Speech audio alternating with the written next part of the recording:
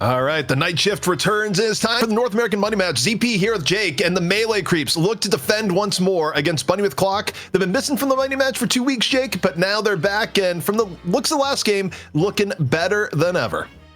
Yeah, I mean, I think that's a good showing to go into that money match, build some confidence, but of course, different beast waiting for them in the Melee Creeps. I mean, this is what are they 12 straight now? I mean, seriously, a dominant reign of terror here in North America. It's been months since we've had another champion. These guys are just maybe best in class on every role. I feel like you look at the player like Saya, you know, especially at a moment when you have a bunch of new heroes coming to the game, and we just have one for now, but it's right in his wheelhouse. And then on top of that, you know, 5 more rather, coming down the pipe is a great moment for some of these very flexible, very experienced players. And then when it comes to the gun carry, man, who does it better than John? So this is a team, so many assets, so much they have to work with. You know, you're really going to need a best-in-class performance, everybody turning up at the same time to get this win for Bunny with Clock.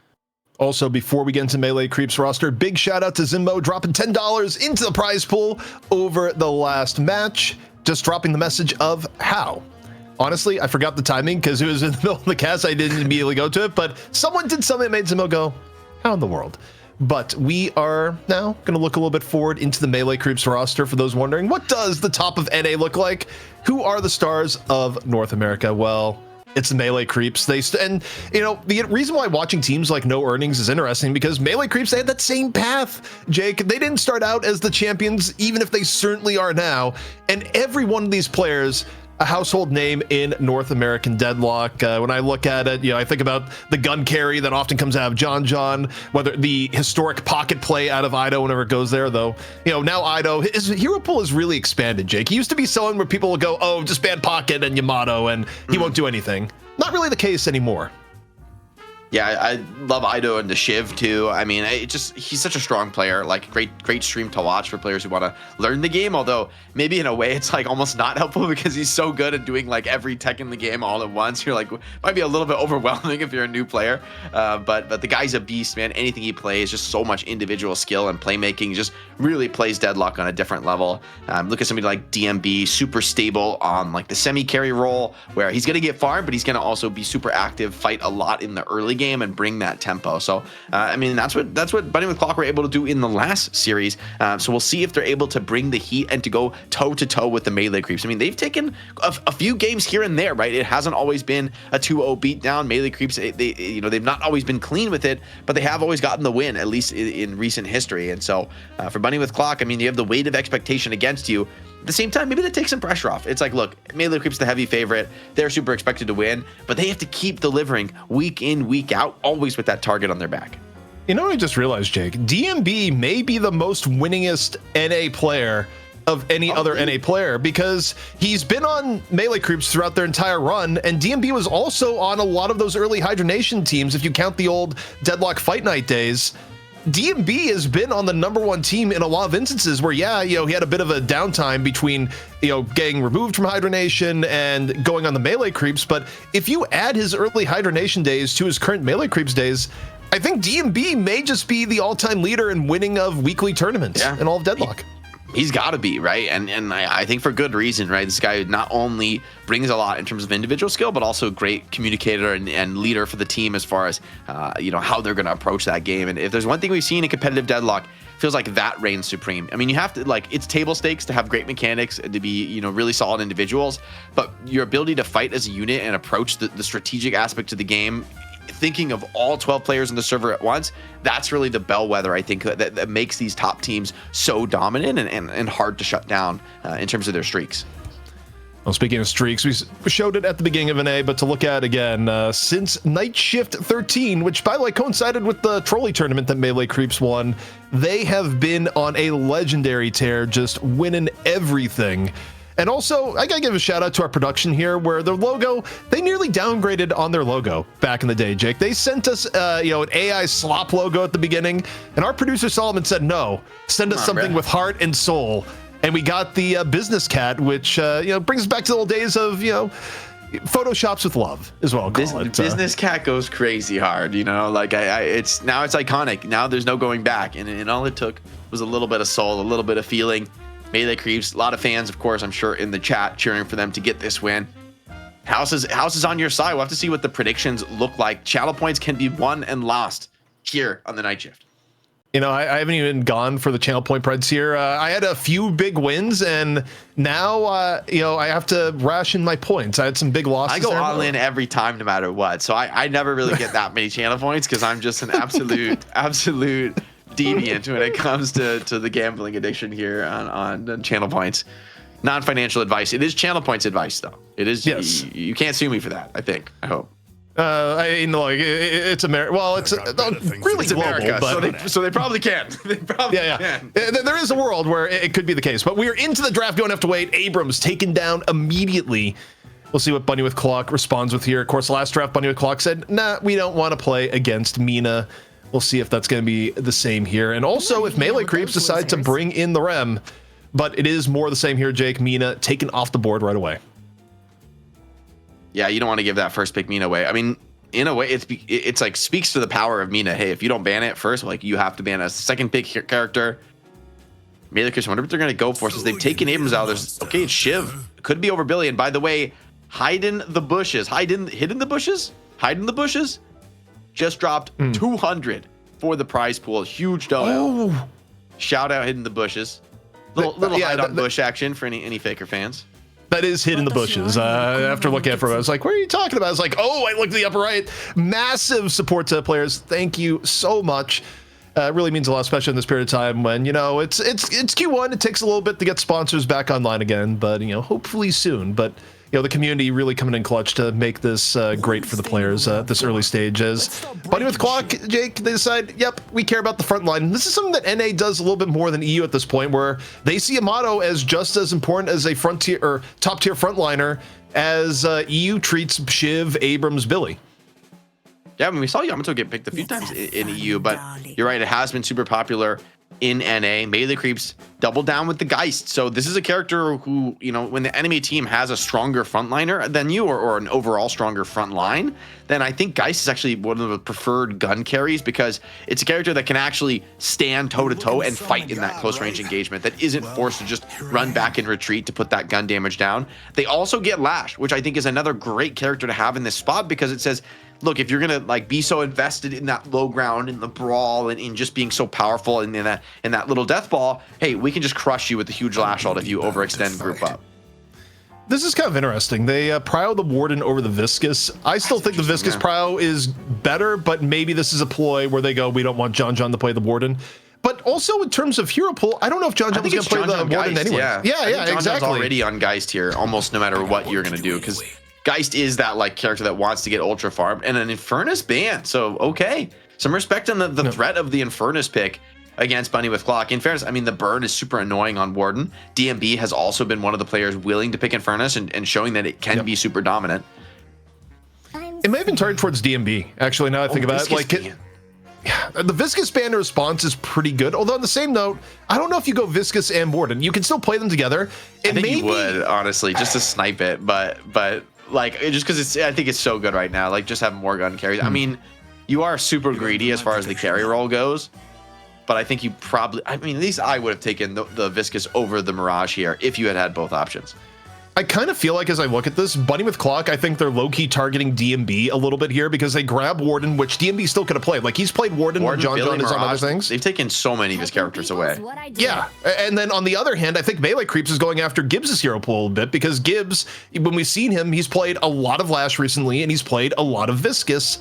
So I kind of feel like both DMB and Gibbs may be a bit under the gun, which is, if that is the case, it's classic NA. NA is a lot more brutal about targeting people's hero pools than EU is.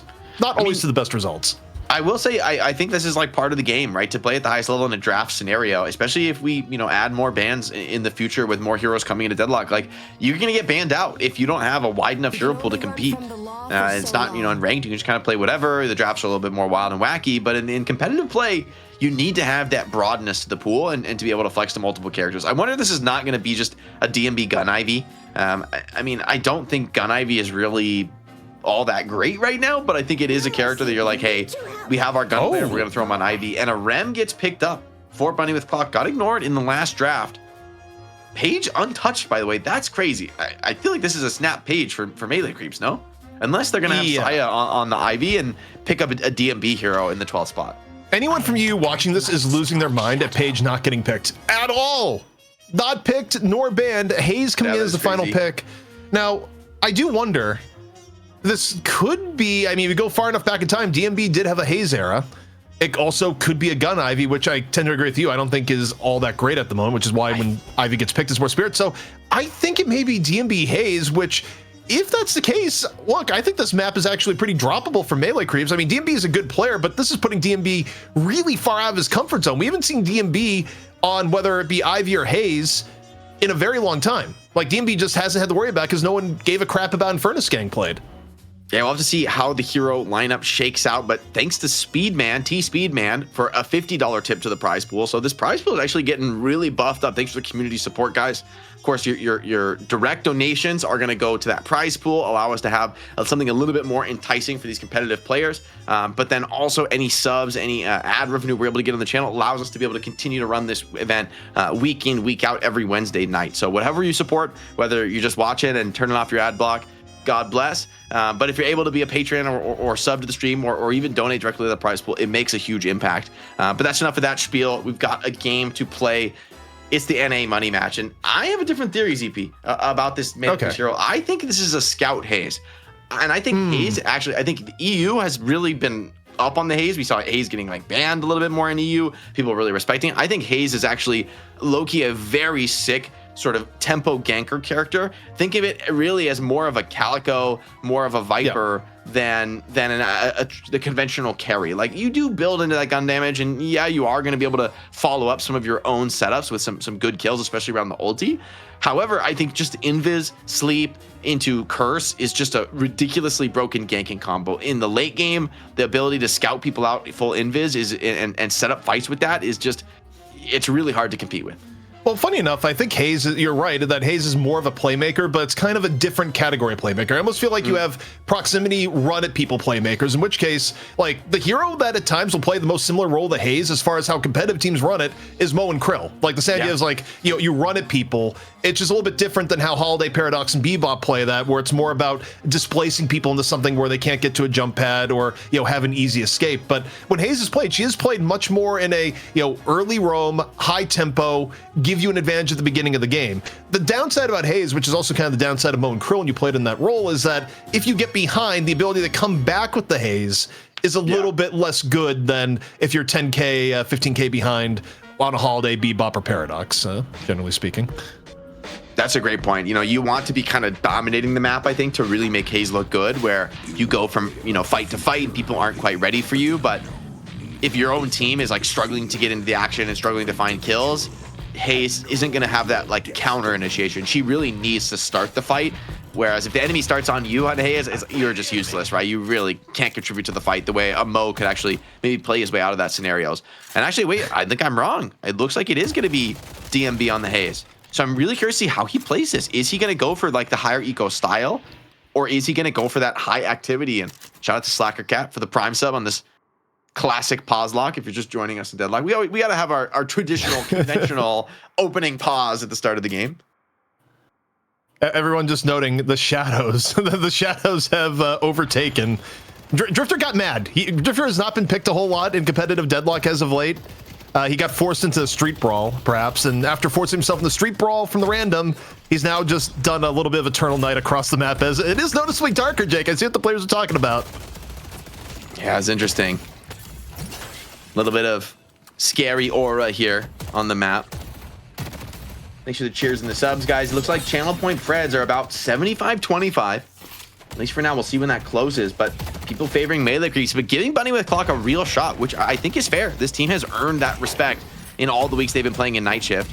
Some big trades in the side lane. Yamato bringing the heat here to DMB. And we'll see how this goes down. I think DMB on the Haze, it's not uncommon, but it is uncommon to see DMB on the Haze recently. Also, I'm happy Gibbs is on the round. That was kind of my guess when I looked at the hero pool here, because not a lot else made sense.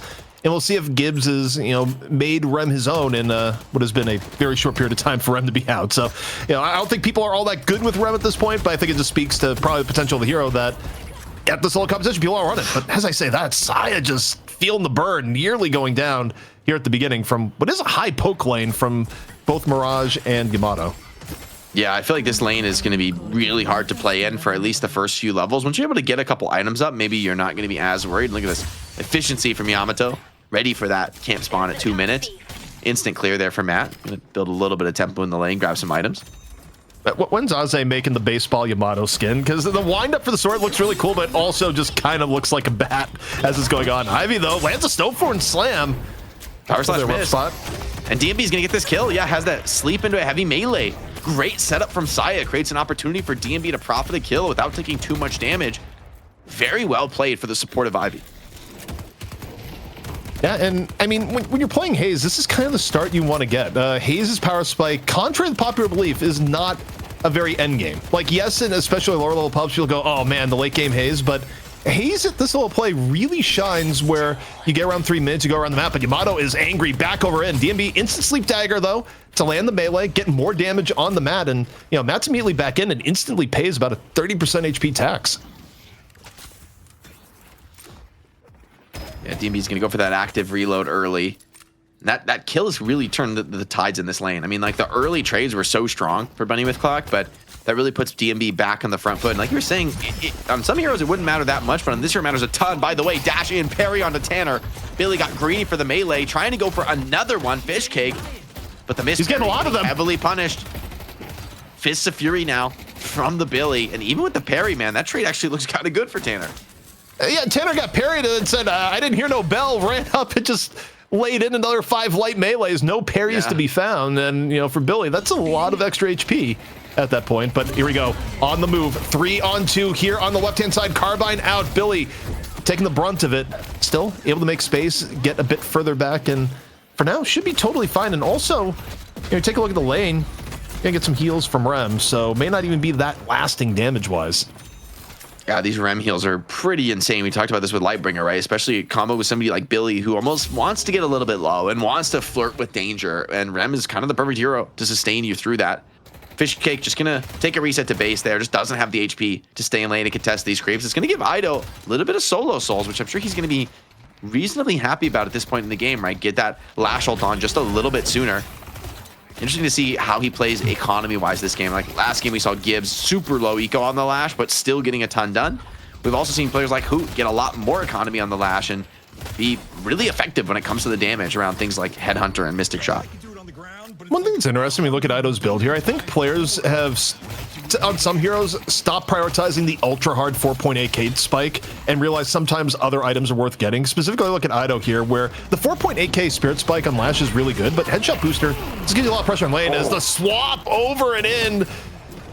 Yeah, Cool Cheese taking the gamble to punish Geist, and instead Soul Swap comes in. Gets a cooldown out as well from afar! The Kobe that's ridiculous. John, the long range turned this. I was gonna say that swap really wasn't the greatest, right? Because it just keeps him alive and you know, doesn't result in a kill. But of course, it's John we're talking about. Still manages to get it done. Aggressive dive in from Yamato, gets the Mystic Shot, procced on the DMP, continuing to put the pressure on in this lane, and a beautiful power splash. Punishes DMB's peak, but hold on, the counter punish is so real. Yamato, no ulti yet. Too risky to stay into that one.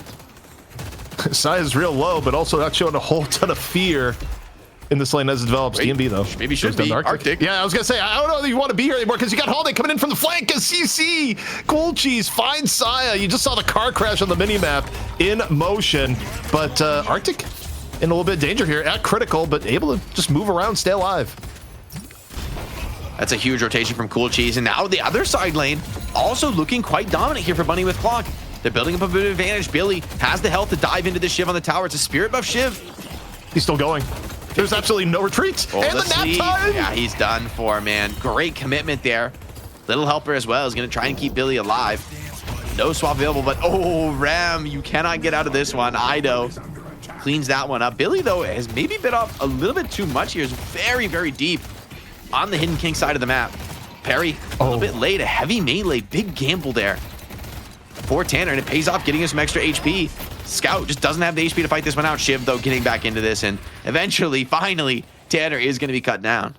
That's a Billy moment there. Here we go. Okay, can we get half our team over here to deal with this guy? And yeah, he finally goes down, but man, what a commitment. Shout transformation, though, going on the other side of the map. DMB cut right down. Not going to live through that one. So look here on the right-hand side. Arctic playing behind the tower now, putting a lot of pressure on Sai, who just, at this point, just wants to get out with his life. I mean, so many heroes chasing him down. Rem's gonna be left to do the pushing, but this tower is still pretty healthy, so they need to invest some resources if they really want to get this. And DMB's back. He's going to be able to most likely make this hold. Yamato dashing in, going right past the bullet dance. A little bit hazardous for a moment there from Heck going, oh, I actually love where this is bringing me, but not too dangerous in the end. Rotem back to their side of the map. 3 for Bunny with Clock on the right, and soon potentially 4 for melee creeps. The right-hand side about to become a battlefield all over the Guardian. DMB leading the way, looking for the Sleep Dagger engage. Here and now, it is a full engage from melee creeps, all 4. And you have no shadow transformation from Matt. You're not really that powerful in the moment. Getting pressure to back by the Ivy, and okay, Saya's just going forward. Absolutely no fear for Saya. Getting peppered a bit, though, from the sides, and it hasn't turned into the full dive it was looking like off the minimap. Yeah, a lot of players here from both teams. I mean, Buddy with Clock willing to defend this. Like, they're confident fighting around Arctic at this moment in the game. He can still be a very relevant force in the team fights. Has to just clear the wave first, but a nice parry from Rem onto Saya's Ivy. Mitigates some of that pressure, and now it's coming right back in the other way. Saya has to try and play his way out of this. Yamato chasing him down, hunting him on the case, but the flight out instant from Saya gets him out of trouble, and they're even going to drop the bomb back in and take the re-engage. Arctic did not expect that at all. I didn't either, frankly. Sai just turned off health bar. Sai does not care what the health bar is at, but we do have Sinners spawning. This may be a good time to look at Rem to see how Rem's gonna do it, but as I say that, you got action in the middle. Aiden goes down. Also, all Guardians still up right now, Jake, for all teams. It's kind of rare to see this late in the game and see all Guardians up on all sides. I think it's a testament to just how even things have been here so far, but now take a look at Rem. Sinners are up. How aggressive does Gibbs get? I'll try and go for them for now. Just a little bit of sleepy lane farm. I'd love to see him go for like a steal on the double Sinners. I mean, I think that's really what you want to be doing on this hero. I think Shiv is already there, though, so maybe this is something that melee creeps are very aware of the threat. I think he's going to go look in on this, but yeah, just have to grab what boxes he can. Guardian Ward, is it going to be enough? Because Ido could slam him down if he gets the ground strike. Great movement, though, from Gibbs, staying in the air, staying away from that ground strike. And he would have been dead to rights if he didn't make that play. Maybe still is, though. Hold on, Ido. Ido? This one. Little guy, he's just a little guy. Let him be, he's just a little guy. Oh, and the vlog. 1-800 Ido for pest control gets rid of all rats on your map. That's what I just saw there, Jake. That was unreal determination. It all started because Gibbs was looking for the double Sinners, and Ido just was there from the beginning and certainly saw it through to the end.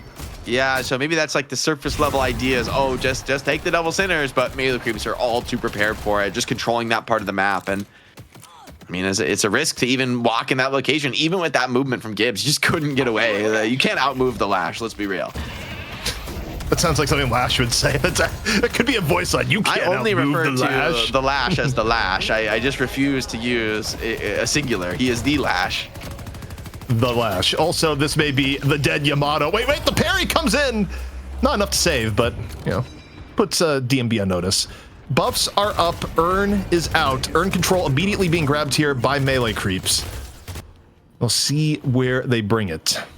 And as is often the case, I was just talking about how every Guardian is up, man, and then you just look away for a moment, and now every Guardian is down. There's one Guardian left in the right lane for Bunny with Clog. Not much to write home about. As soon as that laning phase breaks down, I mean, these characters are now pretty realistically farmed, able to push down those objectives relatively easily as soon as players leave for a fight. Here we go. Urn currently being controlled by Ido, and okay, Gibbs looking for the intercept. Nap time could be one of the more effective ways of setting an Urn intercept. And Bunny with Clock definitely not interested in giving this up for free, but he drops a Death Slam on the menu. Looking. He got nothing. No Death Slam connection for Ido. Bunny with Clock able to avoid the worst of it. Urn trying to be picked up right now by Billy. The intercept is there. The melees are in. The parry comes out, but Ido gives up his life to be in the middle of the fray. All the while, Tanner eats the damage, grabs the Urn. It's a successful interception from Bunny with Clock. One of the first moves seen here as DMB's about to go down. Yeah, great sleep there from Gibbs. It shuts down DMB. Diving forward, would have loved to get his ult off, but instead just gets a bat to the face from Tanner's Billy. An advantage Bunny with Clock. 6k soul lead, an Urn as well. I mean, this is a big win, right? This is a moment in the game where I'm starting to get just a little bit worried for our many-time champions. Bunny with Clock are playing with a vengeance today.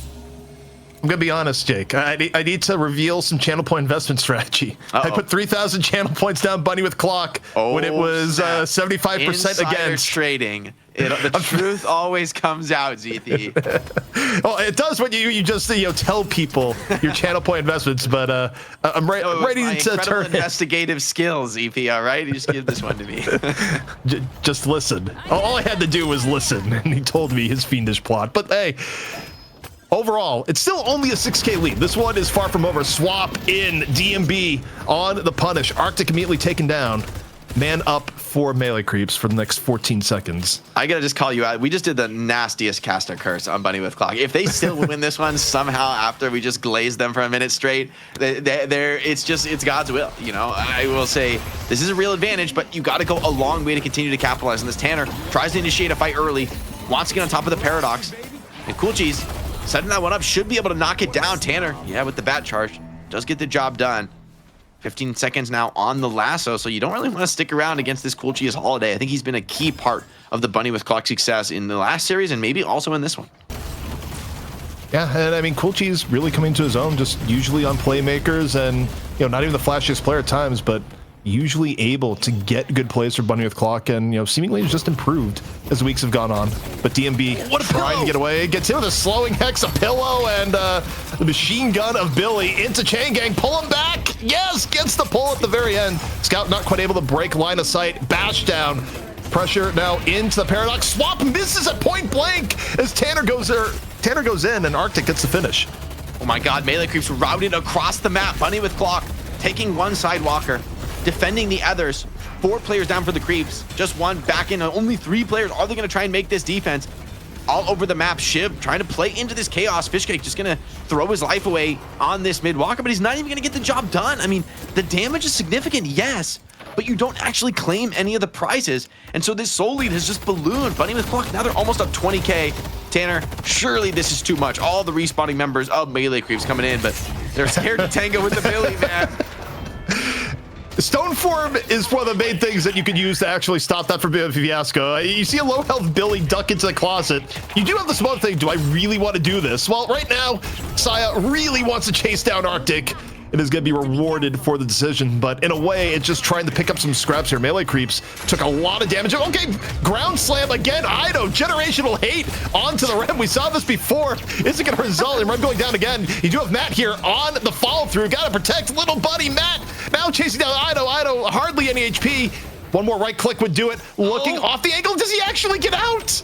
I think he got away. Don't speak to me or my son ever again. Yamato sends the lash packing. Do not mess with my little friend. And I will say those couple counter kills you're able to find for the Melee Creeps are actually pretty big, right? In terms of mitigating some of the soul losses. And maybe if you're able to get some split push pressure on, we could see that those big damages they put into the middle and left side walkers actually profit into that final completion of those objectives. And slowing bullets on the rim, that is an interesting item. Yeah, I was looking at it. It's like one of these things is not like the other, but hey, when you're, I'm trying to think. When you're on someone, do they get the benefit of slowing bullets? I haven't tested that interaction, but something to look at after. Either way, into the next fight we go. As Chain Gang comes out, Tanner has been the raid boss for Bunny with Clock in this map so far. Scout super low after the engage. DMB certainly can't get away. And off on the side, you just got Cool Cheese, Lasso, Saya in some real danger here. Drops a stone form, Saya. No airdrop here, so it's gonna have to be getting away the old-fashioned way, if at all. As John also goes down on the side.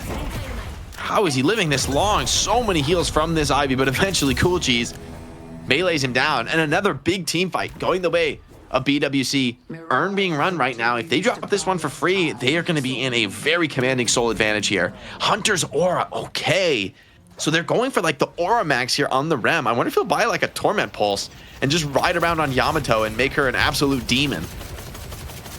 Very, very likely. But now Bunny Clock, if they could get this mid boss and not give up rejuve charges in the process, this could be Melee Creeps dropping a map 1. However, the engage is here. Ido, a little bit of disruption here on Lash. No Death Slam though. As the rejuve comes out, it's not quite off cooldown just yet.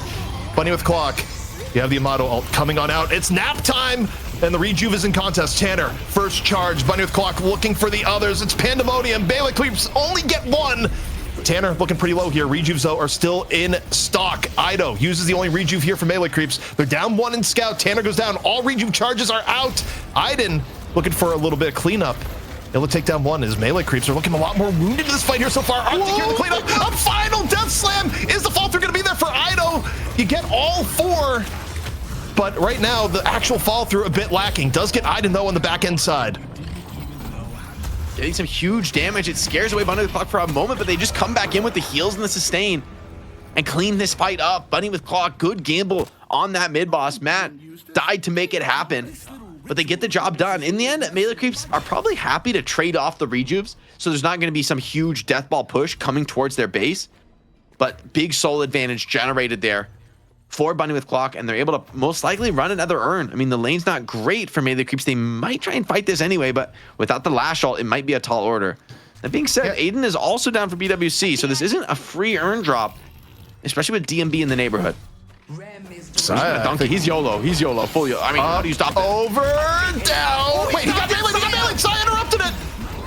So the urn in contest, a swap right after. Kulchizo takes down DMB on the outskirts. John dropping the bomb. Arctic down. It is a scrum for the urn, but here's Saya in the way to pick up, but no, you got Warden coming in, swinging fist. The urn still in contest, and it's Rem who picks up and gets meleeed again. The urn stuck on the drop off one more time. This is pandemonium. Ido cleans up the scraps, and Scout finally gets the urn in. That's their most wild urn fight we've had yet, Jake. Oh my God, players are already adapting so well to these new changes. Big damage to the dash, not enough to connect on the Warden, and he's life-stealing up. Shiv doesn't want to continue to dive that one. So Aiden stands his ground, gonna survive through that one, but that's a huge fight win for the melee creeps. I mean, Saya, a generational catch there. Quick meleeing on just like the millisecond before Mirage was able to get onto that urn dunk location, and then Mirage gets parried on the heavy melee. I mean, I think it was just Arctic, a little bit of panic in the moment, going for a heavy melee and just crunched. And that's just Mirage out of the fight. Aiden was also still on the respawn there, so I feel like a little bit of hastiness from Bunny with Clock to go for that urn dunk, maybe without the full team ready for the fight, and because of some very clean play from melee creeps, they actually get a meaningful punish. Yeah, they're right back in it. I mean, you get a huge advantage in kills, and you get the urn dunk. That is, you cannot have a better fight to get back into the game. Also, Jake, can we just reflect? This urn change, this is only the second week of play that this urn change has been in, and the players, I feel like, have gotten so much better already at contesting the urn relative to what we saw in week 1. I mean, that was ridiculous. DMB starting to scale up. He's gonna go for, looks like bullet resist shredder next. I think when this build really gets active is when you have things like curse and capacitor. That's when I think this Haze build is gonna really be effective and become a real menace, like showing up on the map. You're just gonna get deleted if this Haze is able to catch you alone. Meanwhile, speaking of deleted, Cool Cheese, it's his turn to find the pickoffs. DMB a little bit too greedy farming, but with a Warden ult to help, a lasso is good for a kill onto Scout. You feel a little, even with Scout going down, the atmosphere of the game has definitely changed after last fight, and now I'm looking forward to the next third fight. We're getting another one of these here, Jake. 113 to 119K. We'll see who gets the first pickup. I think clearly you still want to beat the team with the urn. You don't want to have to do the miracle contest if you can help it. But already, both teams fighting around. You got the Kudzu over there as Fishcake was looking for the quick grab. Bunny with Clock, they are positioning in. Cool Cheese starting to rotate over along with DMB. They're close together. They don't quite realize it, but Tanner does get the first control of the urn. And do they chase it down now or wait for it to go? They're chasing all in. They really want to stop this urn drop. And they have to. They've got to urn onto the deck now. Tanner trying to step back up. Maybe they're going to fight for this objective. Looking for a big chain. A Rem sleep as well is going to pull them off the high ground. No, this looks like the chains break, but Ido was down. No death slam into this engagement. Billy getting into the mix now. Stepping up, trying to challenge these players on the high ground, but into the Haze's bullet dance. It's ill-advised, and oh, the parry is good from John. Ready for that one. A desperation heavy melee gets shut down. Matt's into this fight, pops a shadow transformation, but he's so incredibly low. He needs the support from Aiden. They need to be able to find this kill onto John. Geist does still have that health swap, but Yamato's so low, there's not really much benefit in using that there. Also, they're so scared of John here. And the urn's being dunked. This is a free one for Scout. So a little bit of a consolation prize here for the melee creeps. Yeah, I mean, that was back and forth, the successful interception. They do give up some kills in turn, so the overall state of the game doesn't really change a whole lot out of that, based off the kills to urn turning in towards the very end. I think melee creeps actually does come out a little bit ahead, but you know, you look at overall, I think they went from like 7 or 8K down to about 4K down. So we are truly evened up. The urn out of the way for the next 3 minutes. Mid boss coming up in 90 seconds. Next major team fight could decide it here, Jake, because whoever gets, if either team is able to get a clean team fight at this point, it should lead to mid boss. So see just how teams play the neutral. I feel like this is one of those moments where slowly but surely the melee creeps have crawled their way back into the game. And like you said, the tone has shifted. You're starting to be a little bit scared now for Bunny with Clock. I mean, the fights are sort of going in your favor, but the advantage, it really doesn't feel like it's there. This game feels like a complete dead heat. And John on the Geist, I mean, you were talking about the late game. It's kind of a tough one to call because I think Geist is kind of the ultimate raid boss when it comes to being giga farmed in the ultra late game. I think this is probably the strongest carry when you hit like obscene soul totals. And I mean, ZP, we could be very well into a match that goes super, super late on the timer. I mean, this one has been very, very close. Unless there's a really decisive mid-boss engage, it's hard to see either team really running away with it given the game state. I think between the comps, if you're really pushed to it, especially given who has the farm, I think you still favor Bunny with Clock's position a little bit. It's a pretty farmed Warden. And also, Billy is just still a bit absurd and even better with Rem. Like, the interaction between Rem and Billy have felt very strong in this game so far, where just the extra bursts of HP you're getting from Rem is let Tanner just do some ridiculous things. So the engage for Bunny with Clock is quite good, especially if it can open with Lasso. But it's still even enough that there's a lot of ways melee creeps can get a good fight too, especially with Lash on the other end. I think a lot of their good fights are probably reliant on Ido able to land, you know, a good death slam from the get-go, but we'll see as things are heating up here. Shout transformation pulled out of Matt, and Matt is getting bursted! And he's down. Scout finds that kill. Here comes the counter punch though. Aiden charging back in, needs to find some counter kills, but just isn't really getting the connection. Good kite from the melee creeps. They stay healthy. John swap onto the high ground, onto Billy, turns the tables onto this Billy. He's getting massive heals, but it's just not enough. Fish cake, big execute. Here comes the sleep from Rem. Is it enough? No, it's not gonna be able to stop the death slam. Idle find 2. Slams down from above, but can't quite get the damage in. Still DMB doing the job in. Now counter punching as well from behind. He can't take the zip with that Paradox mine on it. But as the dust settles, it's finally that decisive team fight we were waiting for, but it's actually the melee creeps who get it done. Melee creeps, they have been behind for a good portion of this game. Bunny with Clock had a few good team fights and seemingly was looking inevitable.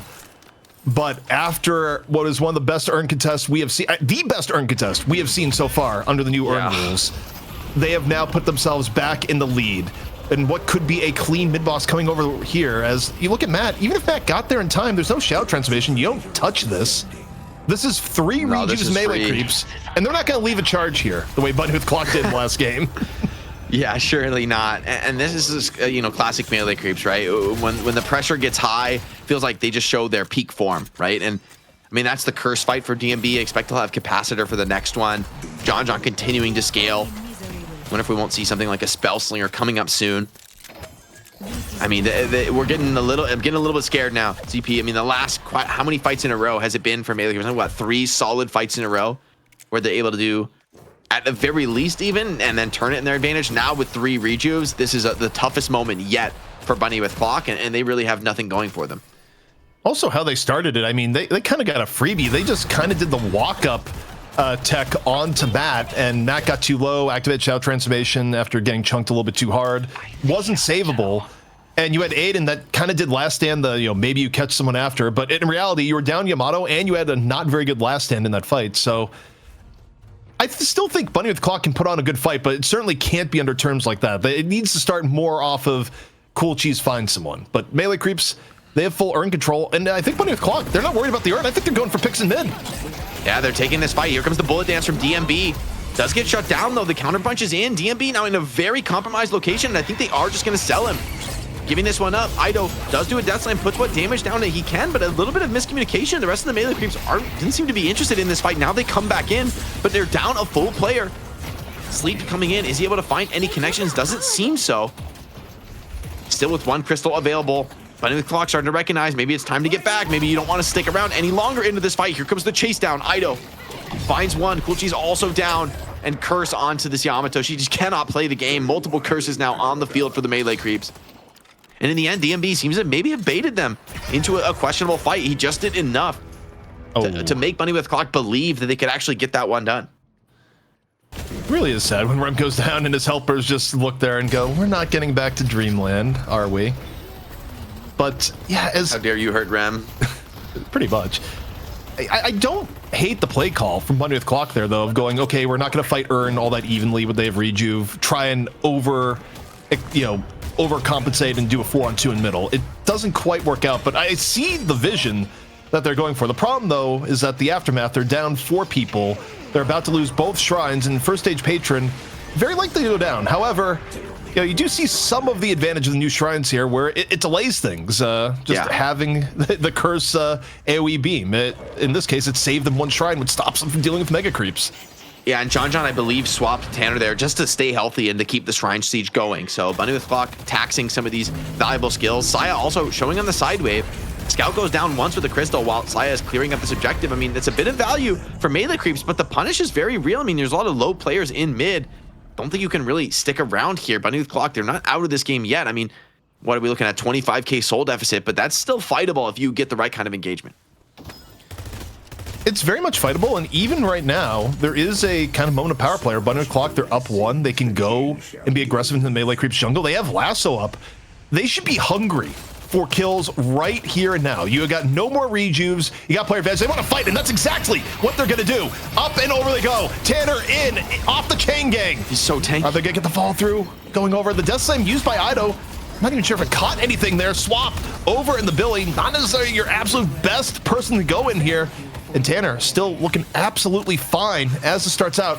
However, DMP is going to be back in the fight here in 13 seconds. Moment of power play nearly gone, and Bunny with Clock, they're choosing to disengage. A lot of them are down at half HP here, Jake. And now melee creeps, they're the ones that sense a little bit of weakness. They need to stick around and counterpunch as well as they can. So many low players. Shiv back into the fight. He's been healed up, resetting. 2 executes already. Now looking for more. Full chasing here.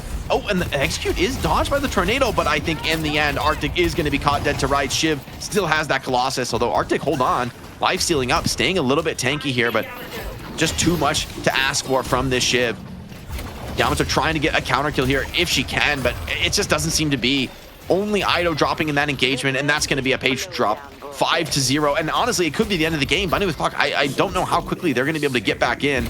Because you still have a little bit more Shrine HP, so there's a bit to go. Creep's not yet in the base, so I don't think this is going to be the end of the game just yet. Oh, no. Bunny with Clock, because the creeps are too far away. Like, you did a great job, even though you lost that team fight, clearing the wave.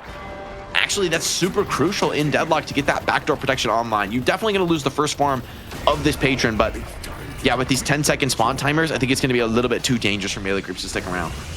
It doesn't harm anything this time around, but also you got 3 people get hit by the static shrine ability there. I really don't think you want that to be a thing as Deadlock goes on, in the sense of getting hit by that player-wise. Like, that is going to cost a team a game. Not if, but when. And Spellslinger online for John. I mean, John's getting terrifying. 39k on this guys. This is it's getting scary. Next item, I wonder what it is, maybe a vamp burst or something. I mean, this character starts to get really scary when you have so much straight damage on the gun, and then when you really start buffing up your rate of fire, that's when things get crazy on the guys. I mean, Spellslinger is just unreal, especially on heroes like Geist and Morden. It doesn't work for a lot of the cast, but the members of the cast it works for, it is one of the swingiest items in the entire game. And you take a look, John, you get the double synergy there, because you're not keeping Spellslinger stacks up, but you are keeping Berserk stacks up when you're just throwing down Malice as you roam across the map. Yeah, I mean, Geist, like, being able to keep permanent 10 stacks Berserker is actually insane. It's just 70% gun damage that you can just keep up all the time using your own skills. So one of the reasons I think Geist is such a strong ultra late game carry. But it all comes down to the next engagement. Still a chance for Bunny with Clock to get back into it. We have a pause, a little bit of moment of calm. Teams thinking about the game state. As it is Urn advantage here. I mean, I don't see melee creeps going into enemy territory to dunk the Urn, given the way the waves are pushed against them right now. Well, one thing to address here as we are stuck in the middle of the pause is going back to earlier in the game. Right now, based on the game state, I'm probably about to be down 3,000 channel points, and there was an Omega caster curse, so a little bit perhaps on the broadcast. So dirty. It's on us. We gotta be a culp of this bad boy. And the lane's now cleared, and instantly, wow, melee creeps just immediately get off the side waves and go straight to the mid after the pause. I think they were really worried about the possibility of a big engage. as so many players close by, poking and prodding, looking for the opportunities for the engage. DMB pops that bullet dance. Doesn't seem that he's found a target though. Got juked out by Matt. Death Slam unstoppable as well. Nothing they can do about this Lash. The sleep from Rem isn't able to find somebody. Cool Cheese is already down out of this fight. The chain back in though onto Idol. They're able to finish him off with the power smash from Matt, but Fishcake starting to profit, starting to find these executes, and John still healthy, still has that swap. Geist big dog on the server right now. Picks up the swap, parries the Billy as well. John, he's doing it all. That parry is massive. Yamato, one of the last people around, and just gets chunked through. John and Fishcake, the front line of melee creeps, walking forward at the end. It is a clean sweep. And that's going to signal the end of the game and the completion, Jake, of a comeback, and done in a way that we have not seen in Night Shift history because it's too new. But the best earn contest we've ever seen from melee creeps when they were looking down and out. Bunny with Clock, an incredible performance up until that point, but melee creeps, they're the champ for a reason, and they take map 1. John just standing tall in the final fight, and he's just finished farming. I have finished farming. I will leave the jungle. I'm here to farm your patron. And melee creeps go up 1-0, and honestly, ZP, that's got to be really a huge mental setback for Bunny with Clock, right? You were up in the early game. It felt like maybe this is the moment to drop a game 1 victory. You know, who knows where the series can go from there. And just beautiful fight after beautiful fight from melee creeps. I mean, it's like the mistakes from Bunny with Clock are so small. It's like, okay, maybe Mirage shouldn't have tried to dunk that urn. Maybe you should have waited for Aiden to be ready to fight on the Warden, come back off the spawn, and that looks a little bit better. But I mean, it's just unbelievable. I didn't think there was any way melee creeps were going to find the punish, even in that situation. Yeah, it was unprecedented, and I can't wait till we get to the full replay of the fight again. And now, wait, is this? Yeah, I think this may have been the scrum. Yeah, it's an absolute brawl there. Arctic got parried as well after getting that urn snatched out of his hands by Saya. I mean, Saya just so much work on the Ivy this game. It's like Ido comes in to drop that urn. It's like so they're on the edge of a freaking knife, man. I actually think this urn change is so sick now. Like, instead of it being where it's like, okay, it's really obvious, I think, when the urn's gonna get dunked, you have people just standing there ready to parry a heavy melee. The quick melee change is just way more dynamic, way more crazy, and hard to keep track of. It really feels good, especially now that people are a little bit more comfortable going for the mid-air hit, because every dunk last week was free. No one tried to go for it, even when they're playing Calico, who in theory has like one of the best intercepts in the game. It didn't happen, and Saya goes, no, I got this. And it was at the last minute too. You look at the timing on that, like you can go to the replay frame by frame. I feel like it was probably less than half a second between the dunk being successful and not when Saya got in there. So actually pushing it to the limit, and okay, John, taste the rainbow with that stat line. Goodness gracious. Also bottom deaths, by the way. Too bad Scout's just so active in every single team fight. You can't beat him on the assists. But goodness, that is an absolutely crushing carry performance from John. And on the Geist, classic hero for him. Felt like this was just his game, full control. But honestly, he's only put in that position because of the insane team fighting from the rest of the melee creeps. I mean, so well played. Ido, the absolute pest control kill squad against the Gibbs Ram. I mean, and there were good moments for Bunny with Clock throughout this game. I feel like Cool Cheese played a great game on the holiday. I mean, the early game tempo was just brutal. He was storming them lasso after lasso, really putting melee creeps on the back foot. Some big team fights from Tanner and Aiden to really bring the heat and put the pressure on the melee creeps. But hey, man, Diamonds forged under pressure. Melee creeps get the win, and up 1-0 in the series. All you need is 2 to win that BO3, and it would be so impressive to me if Bunny with Clock can put up a really good showing in game 2, because that's a game where you just felt like you had to win it.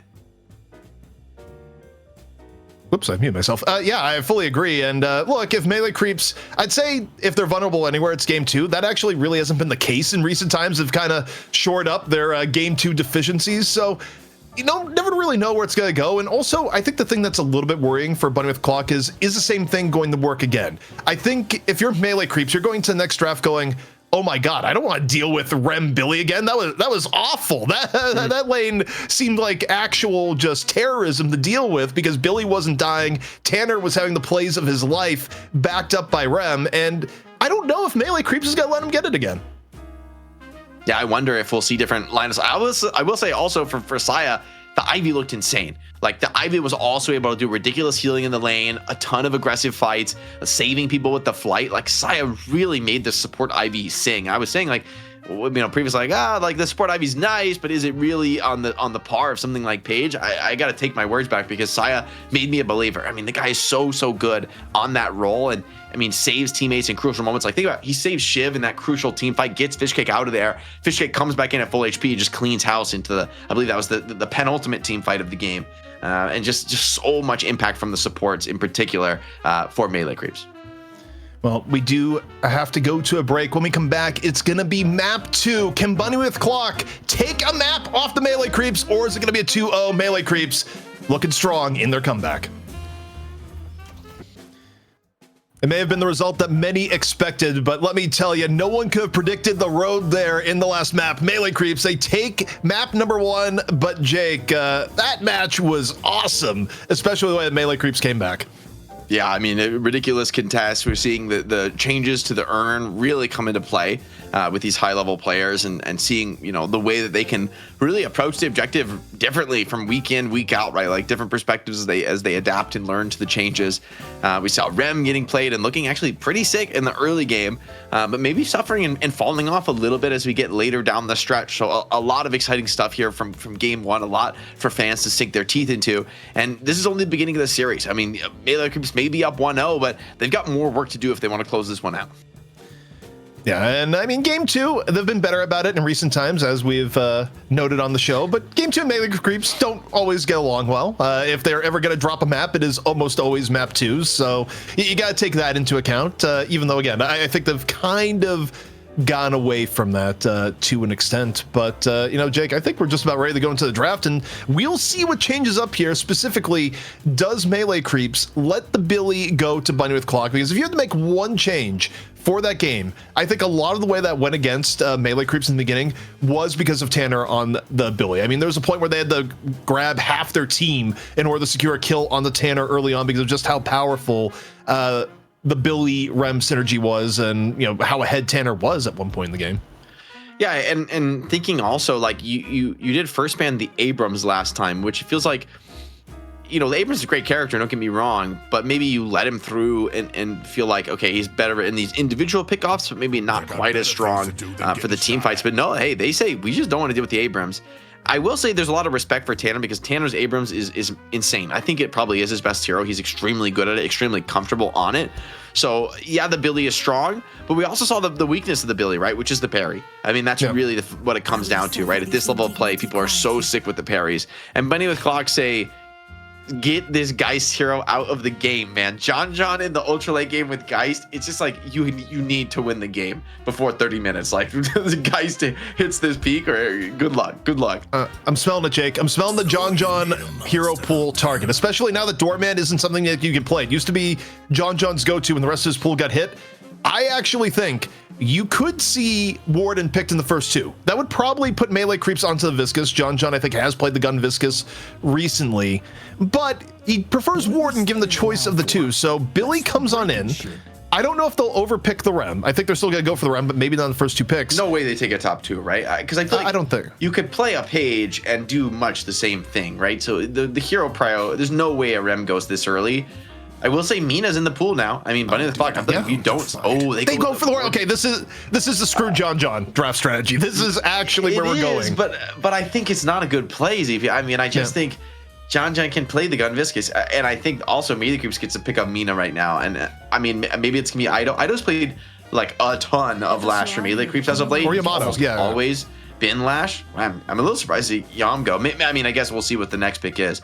If it's not the Mina, that would be a bit of a shakeup in terms of like the meta prio. I really feel like Mina is an insane snowball carry.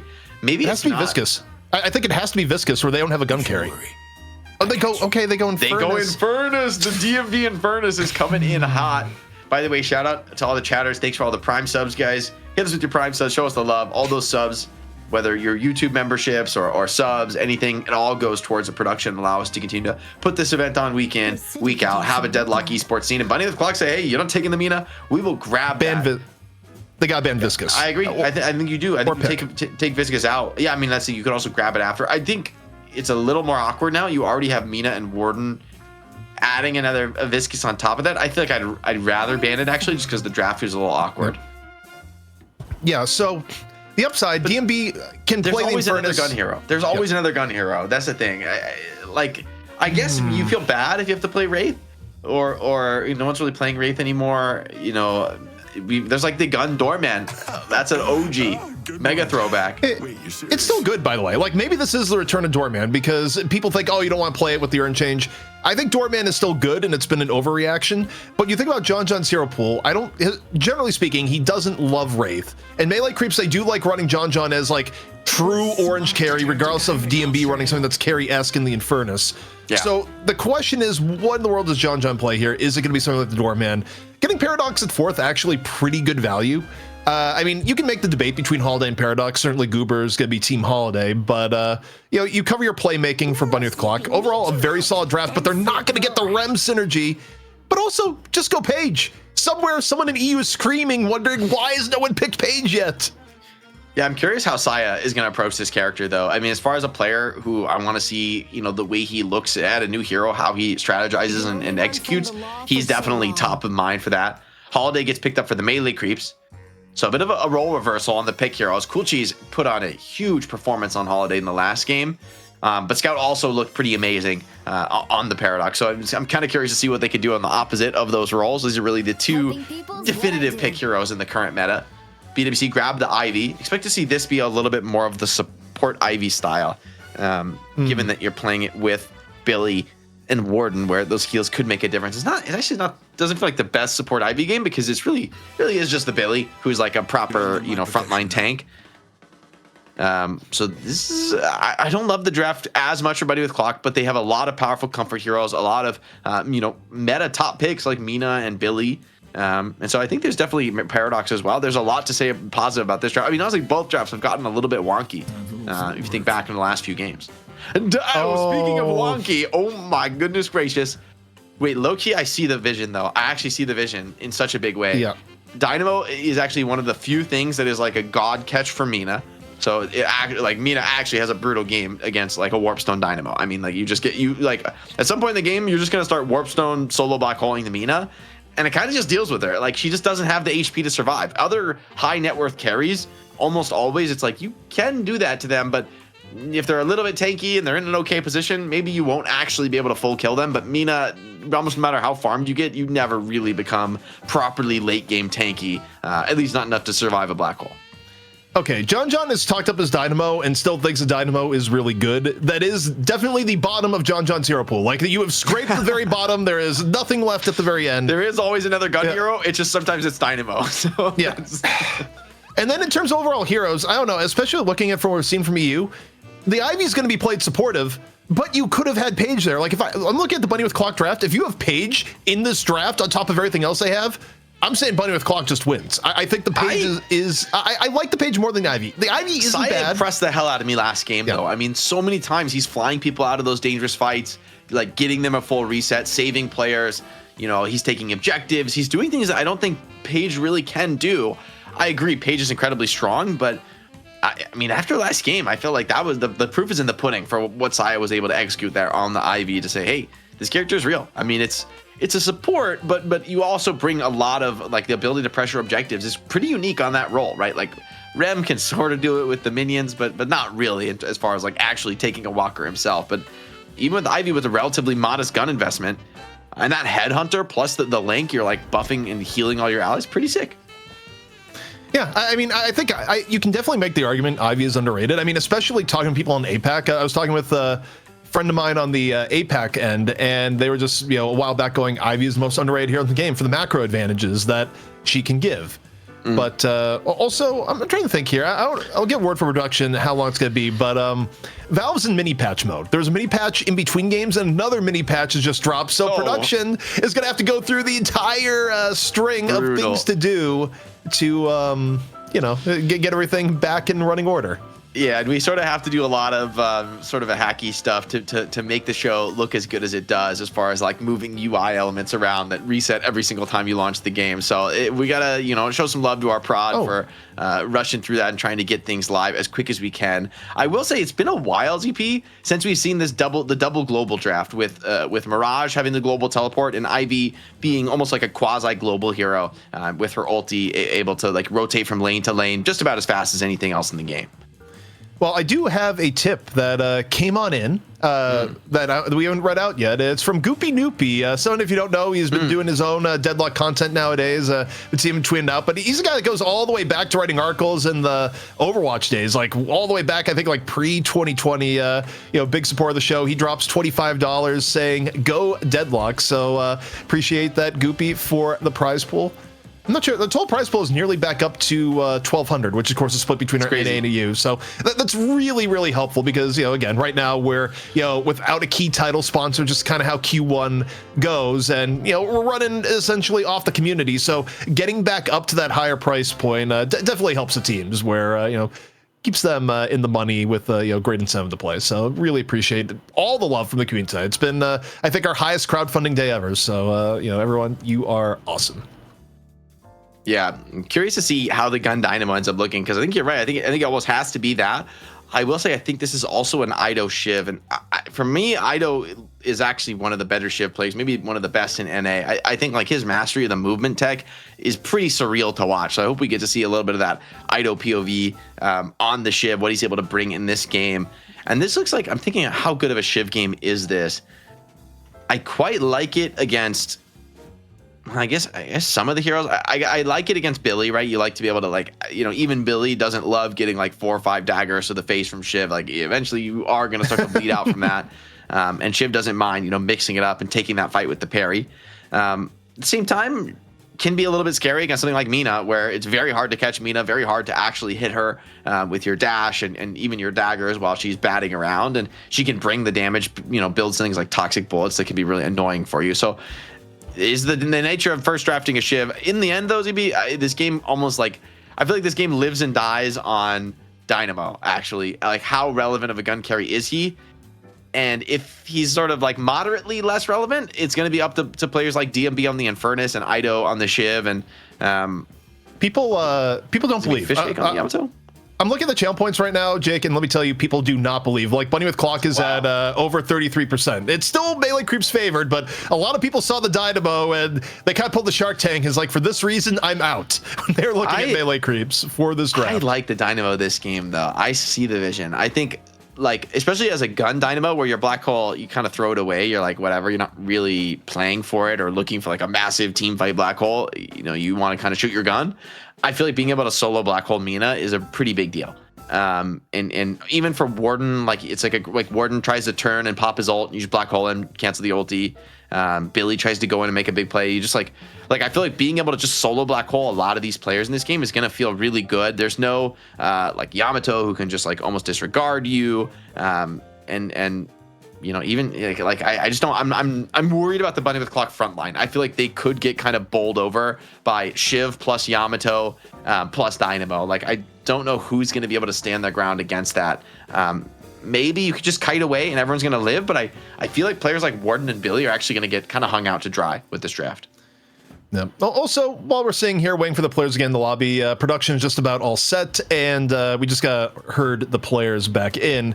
While we're here, we don't try to do too much of some broadcasts because we try and keep it down to the brass tacks of Deadlock. But hey, this is an online broadcast, and some of the basic things helps. If you're one of our friends watching over on YouTube, drop a comment, say who you think is going to win the next vote. It is free engagement, and it helps us all the same. So we want to hear your predictions, although I will say, feel like it's gonna be Silver. Although the Graves support has been pretty high, Jake. I feel like there is Graves with a real underdog opportunity. I'm a Graves believer, man. I've been voting Graves. I voted Rem. I split my votes down the middle between Rem and Graves. Oh, you voted Rem. Hero. Okay. Oh, okay. Wow. Okay. You're gonna come hate he's just a little guy. He's just a cute little guy. He's you're just gonna be a little mad that guy. I'm voting for the cute little guy. I feel like this was an obvious first pick, and I'm happy he won.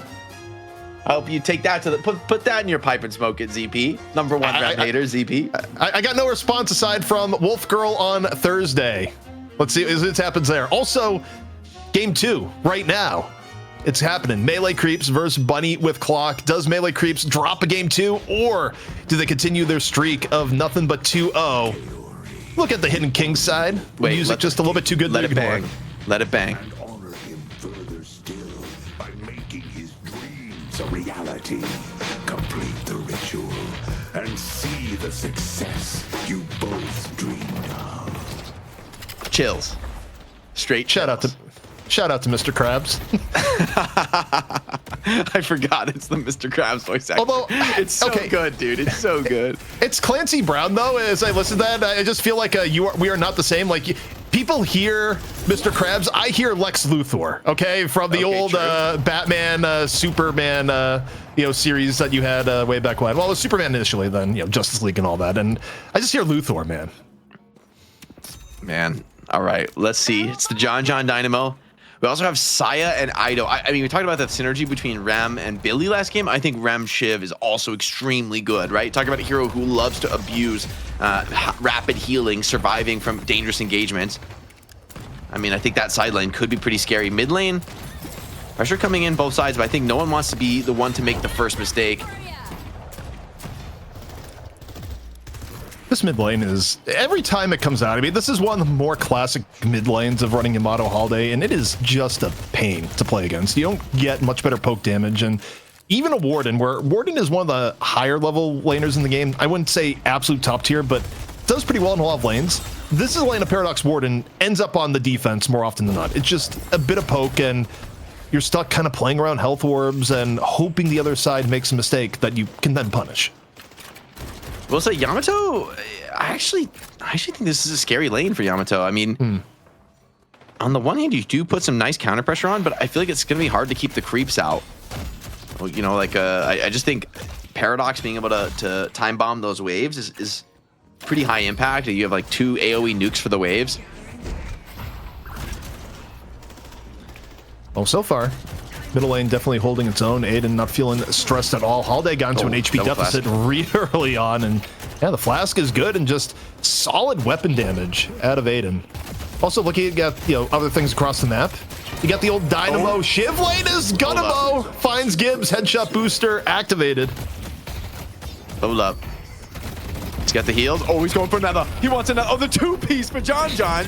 Not like this, ZP. Not like this. The gun Dynamo. It's going to ruin our pubs for the next week if he dominates this game. You got to cheer for Bunny with Clock, get him back into this one, because a double kill in that lane, that's a scary one. There's a lot of pressure you can put down with the nuking skills from these players. And I mean, Ido's so sick on the Shiv as well.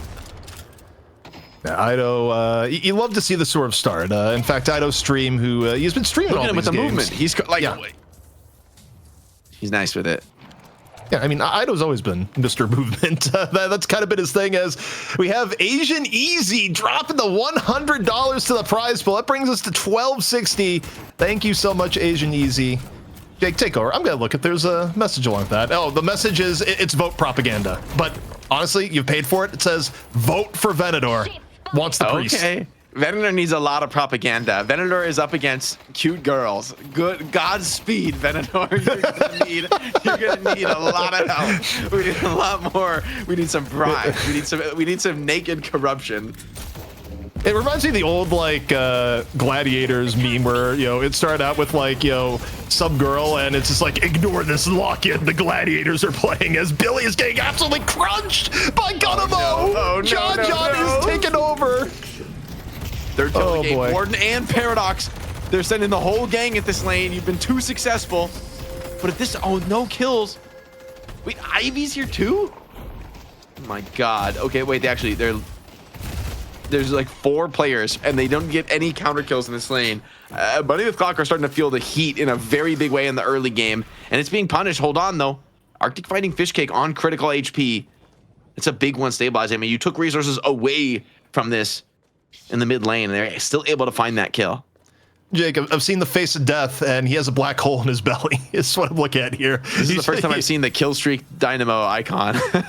or at the very least, Killstreak Dynamo 3 minutes into the game. Yeah, okay, close to the 5 now, but, you know, we're splitting hairs. However, Arctic doing well on the side lane, or rather, over in mid now. Honestly, not the worst. I mean, you think about win conditions for Bunny with Clock, you're looking for Aiden and Arctic to get pretty rich, and, you know, Tanner to be above average, and you got a lot of options, but... So this one develops as a little bit of fight taking place near the double centers. See what Ivy can do on the box roam, picking up some. Well, she has the camera bug. I feel like this happens when you stone form or something, because he doesn't even have his ulti. I thought it happens when you ulti sometimes. You get like a super wide third person. Matt finds DMB on the side lane though, and as good as Infernus is at dealing with the tanks, I feel like this Mina matchup is a really tough one. Hard to get those burns off on Mina with how evasive she can be, and she's happy to just come in and hit you with a quick little burst on the love bites. Just a little bit quicker to proc than that afterburn. Again, take a look at the left lane, which has been... yeah, that is a... That's a quick headhunter. I mean, I do love headhunter at this stage of the game, and I mean, Dynamo is a gun that triggers it pretty well. Goodbye. Oh, hello and goodbye. The explosion, concussive combustion, just sends Mina right back to spawn. It's a cool combo, actually, right? The sleep into concussive, you know, that it really sets up. You sleep a bunch of players and set them up with a massive AoE stun. I feel like normally the weakness of the Infernus stun is just, it's hard to be effective. Wait, you can do this on creeps? What the hell? He's just jumping to every creep. He's buffing the lane up, but maybe he's stuck around napping a little bit too long. Arctic and Matt are back into the lane, cleaning house. Not the best place to take a nap is John going full black hole over to the side, sets up Ido for the killing blow. Quantum Entanglement, and I don't think there's too much of a threat of a punish here, as you know, you talk about Shiv liking heal combos. Well, have a little bit of healing Aurora within the lane. Still, a little bit of pressure in from Gibbs. Low HP as the knives tick down. That nearly hit. That one. I think that was a kill, honestly. If he hits that one, it's super close. John doing what he can to try and pressure this Guardian down, but maybe has just done a little bit too much. More and more numbers brought to this lane, trying to stifle the hard carry for the melee creeps, mitigate some of the lead, and I feel like Bunny with Clock have actually stabilized this game remarkably well. This lane was getting a little bit out of control, but Bunny with Clock brought a lot of resources here and ended up basically shutting them down, basically equalizing here in the early game. So you talk about heroes on a kill streak that you don't feel great looking at early in the game.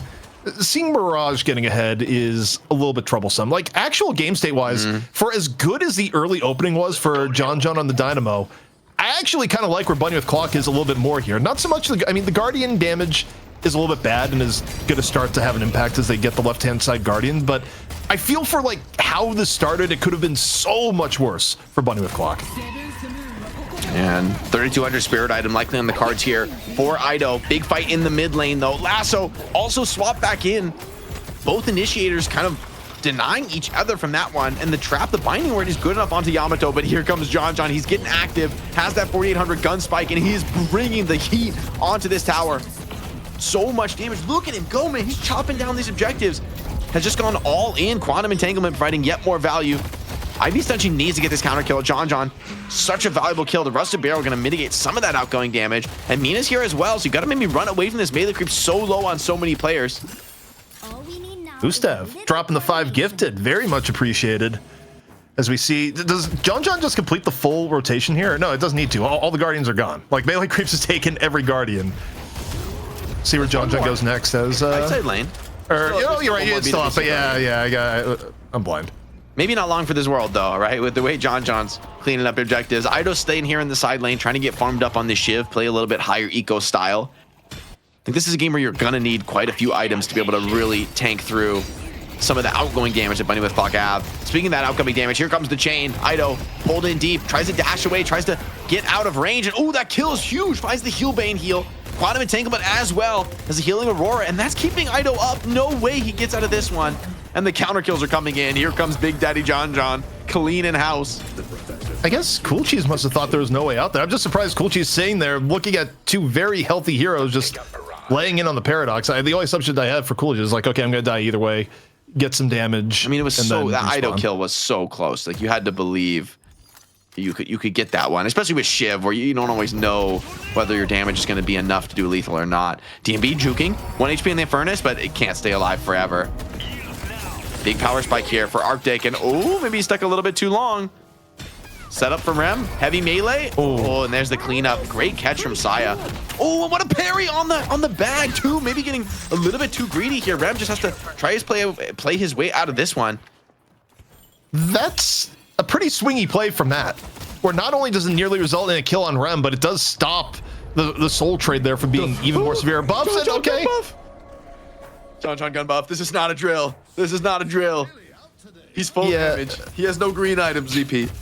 Also, look at the time. This probably wasn't all that intentional, but he's getting Singularity up right as you're about to fight for Urn. You can't ask for a bigger Singularity timing. If you're Bunny of Clock, you don't want to really contest this that much right now. This is actually horrifying. The odds of just getting caught in a Singularity, especially if you go into the side. No, you have to give up control, which is exactly what they do. And the Max Stomp is so sick at clearing these waves. Oh, he's baiting. He's baiting. He's looking for something. Oh, we didn't see that. We didn't see that. Maybe doing a little trolling. Ivy's gonna be happy to counter clear this wave, but man, John is on a kill streak. He's getting pretty much all the farm he could want. Keeping this left side Guardian healthy. You almost can't approach it as Bunny with Clock, right? There's just too much threat. BRS now, so he has both spikes. Okay, they're gonna approach. They're gonna go for it. They're gambling, recognizing, hey, he just doesn't have the assist here in this part of the lane. Urn drops onto Yamato. It's enough for the kill as well. Arctic picks up the Urn midway through. Hasn't dunked it yet. Backs out. Saw the Shiv coming in for the melee. Does not get hit by Ido. Comes back at the right time. Gets the turn into Scout. Gets punished. Bunny with Clock actually playing the Urn masterfully here. They go melee creeps. You did it to us last time around. We're going to do it to you. They're giving up some kills in the process, but for how this was started, not too bad at all. Is Matt still alive? He's sleeping. He's just a little guy. He's sleeping, and Matt maybe stuck around too long. If he gets burned by the Infernus, he's dead here. Gets caught. And Ido, DMB cleaning house. Saya baiting on this Rem masterfully. And although you get the Urn, it ends up being a pretty dominant team fight in the kill department. They got a little bit more than that, too. They got the Urn, and they were able to get the Guardian when they were diving on the John on the left. So Urn, Guardian, they give up a Guardian, and I think a little bit of extra kills in turn. If you're Bunny of Clock, you're actually pretty okay with that exchange. I also think, I don't know if the gun dynamo scales ultra well. I think clearly it's a menace in the early game, but I'm just thinking about how this game's going to look about 20 minutes from now. Do you want John to keep taking farm potentially over things like your Yamato or your Shiv? I feel like the answer to that is no. I will say, I think this won't be the kind of game we sometimes see where they feed all the farm to John and they just like funnel him. I think he's going to be a lot more active in fights to hit those early power spikes and actually, make value out of them. I think you do need DMB and Ido to really eventually take the reins as far as like those ultra late game heroes. I mean, honorable mention as well to the Yamato on that front for also being a really potent hero in the late game. So I feel like you have the tools. It's not that Dynamo needs to solo carry this game. It's not like Geist was last game where you really are empowered to be that hyper carry for the squad. Now there's a lot of different threats you have to worry about simultaneously. And so for BWC, the late game team fights are where I'm a little scared, where you have like 4 threats to deal with. Where's the big team fight ulti going to come from? The Warden ulti is pretty good. Billy ulti is decent.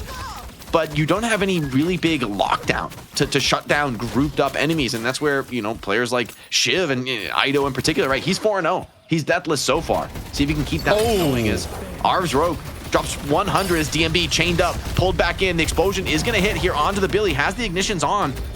They're going to try and stick around and finish off this kill. DMB just trying to desperately play his way out of this one, but he just can't quite make it to that flame dash. And while this goes on, you may have a bigger rotation from melee creeps coming in towards the right-hand side. It is a 4-man group, and they got Billy on the mind. Pillow in first. Knock up, and he gets into the window. Off the knock-up. That actually may be the escape path. Another belly blast, though, in from John. Goat looking for it. Low HP. They get Tanner at the very end. So much action. Have such a large belly towards the end, and still has one more for Matt. Here's the black hole to Mina. Solo black hole is exactly what the doctor ordered. Matt incredibly low, has to sanguine his way out of here. Gets the Rem heals onto John, and luckily this time the follow-up wasn't quite there for the Mina. All right, so melee creeps, they give up one and then immediately come in full force for the taking out Billy squad. Also, the $100, here's what I'm learning here. Venator is loaded. They got the cash because the message from Arvis Roke when they dropped the 100 to the prize pool was, in all caps, vote for Venator. He is well funded, Jake. That might be how he has so many weapons. That's true. Slowing Hex onto Mina. She's playing her way out of this one, not scared. Just holding an off angle. Trying to tangle with Ido in the mid lane. Sure about this, Tanner? Do you want this smoke? Maybe not too much. Yeah, Shiv ready to get back into there very aggressively. Oh, things are about to heat up here. Rem may have just gotten the ire of Matt here. It's hard to kill him though, right? You know, he goes around these corners, he jumps to his ally. I feel like that's the thing with Rem is it's almost a bait to try and focus him down. If he has a single ally to jump to, it feels like you're never going to be able to actually finish the kill, and you could end up overextending and caught in a really bad spot. Speaking of caught in a bad spot though, this time it's Scout. Very low eco on the Holiday. Has had a bit of a tougher game here. DMB maybe soon to follow us. Full out aggression here from Bunny with Clock. They sense weakness and they just absolutely crush through the melee creeps defense. Saya just lucky to get out of this one with his life. That's a really smart play from BWC. They made off like they were going for the urn, and instead they just went for the full dive on people setting up to contest the urn. They end up with 2 here so far. They're looking for more. John now a little bit in the hot seat. Warpstone's away. Tanner goes down in the melee, but they're not even with full strength. They're going for Walker, and they get urn control. And wait, is John going to intercept the urn? Is John about to make contact here with the Ivy? That is ridiculous. John versus the world forces the urn drop, but I think Gibbs is going to pick it up right now as we get the playmaker battle between Holiday and Paradox. Off here on the side. It's our own side battle right now. Paradox so low. He just had oh, he needs to slam. Oh my, oh, the parry, no. Oh my God. That was a nasty 1v1. Meanwhile, John, the hard carry does go down for melee creeps. But Urn looking a little bit scarier now. You're going to have to just hostage it. Arctic real 1 HP. The rest of the team, though, is coming in to bail him out. You chase around this corner, and you find the rest of Bunny with Clock waiting in reserve. Fishcake, ulti running out without Shadow Transformation. The Toxic is just taking him down. Should be surely dead to rights, but here comes more players. Melee Creeps just bringing everyone. The trap takes DMB's head off. And in the end, it's a beautiful turnaround for Bunny with Clock. They were so close. Melee Creeps were not again. Maybe shutting down Tanner. Okay, this time surely. Okay, well, he's actually not going to chase Scout. Just wants to go back and pick up this urn. Go for the more valuable objective. But Melee Creeps is not backing down. They're continuing to bring numbers this side of the map. They're not trying to give up this urn for free. That was insane mental control, not go for the run back there for Cool Cheese, but hey, you gotta go for the urn. Meanwhile, you're taking a look here at Shiv in all sorts of pain. Ido at half HP. It's nap time. Chills out Billy for a little bit. Whoa. But okay, it's a John. With a Dynamo. You don't necessarily want that. No, I mean, Billy doesn't want so much. He smashes the bottle on his head. But while this goes down, I mean, Bunny with Clock's okay with this. They take a little bit of a skirmish. No one dies. They get the urn turn in. They're close to getting to nearly, well, it's not quite 10K. It's close to the 7K. It's like on the threshold. More of a 6. So even after all that, it's not like the lead has dramatically changed, even though Bunny with Clock, the scaling on Arctic should be a little bit horrifying to melee creeps.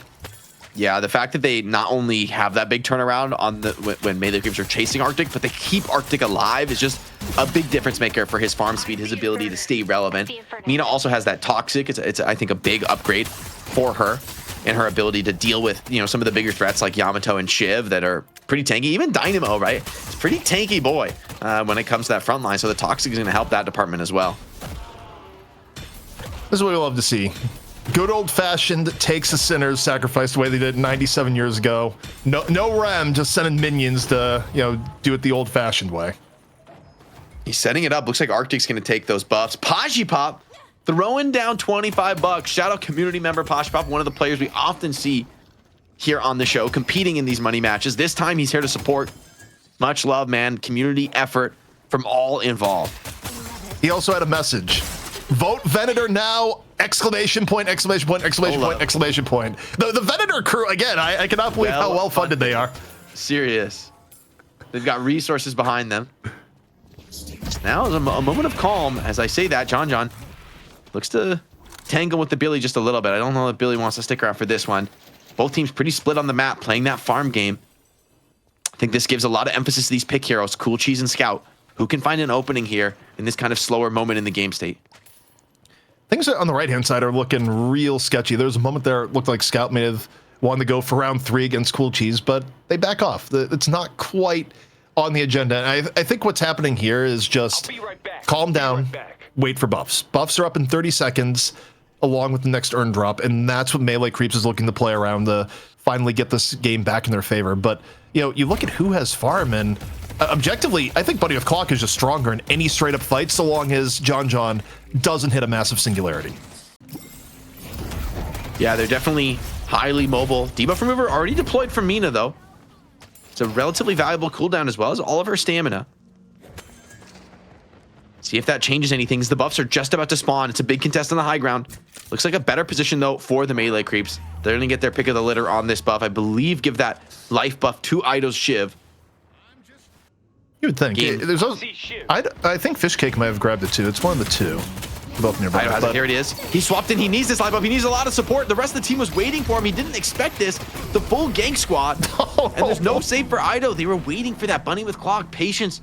The better part of Valor this time. Trying to just get out with the urn. But Gibbs just wanting to see if he can maybe get a little bit disrupted with that. Went for the YOLO lasso into the air. I mean, would have been an insane one to hit. Although, hold on. They're still going for it. Go for this anyway. Ivy's a tough kill, though. Hold on. She can turn this one around. Yeah, the players here to support this as well. Jake, that was a quick, like, wait, why have I done this? That was tactical feed by Scout. You missed your lasso. Let it go.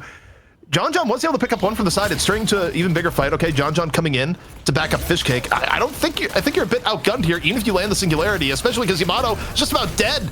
Gets the Ivy treatment right into the face.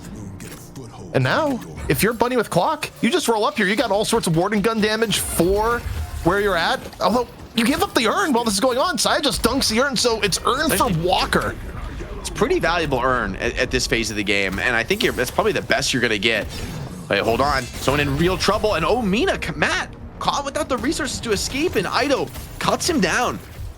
Rare mistake from Matt there on the Mina, getting caught and locked down by the Shiv. Man, oh man, this one has been all sorts of back and forth, although I look at, and Arctic has had I feel like has been in kill streak the entire game. Just Mirage, a good time. He's died a few times early, but other than that. He has the Ricochet now, and I'm expecting him to build towards Inhib next, and that could be a problem. Talking about the lack of like a raw hard carry. And it goes Toxic for now, right? They have 2 Toxics on this team. I guess that's not the end of the world. It's still a valuable item on a couple players. It's going to get kind of scary for Ido. I think Ido probably does need that debuff from reverse sooner rather than later. I can use lasso when we're ready.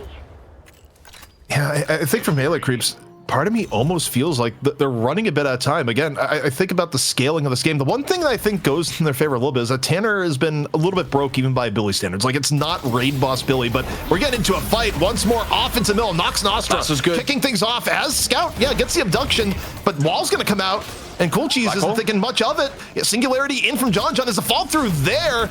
Doesn't quite seem to be so far. Cool Cheese still in a bit of danger, getting chased down by Ido, likely about to die in the underground, but no, Ido doesn't go for it. That's a free kill. Goes back to the main fight. DB gets 2. That's so sick from Ido. He knows that kill is dead to rights. Decay plus daggers. Finishes off the Paradox. He goes on to win the rest of the fight. And John with the black hole. And they're just not able to deal with DMB and Fishcake on top of John. It's that frontline issue, right? Fighting in a smaller room there.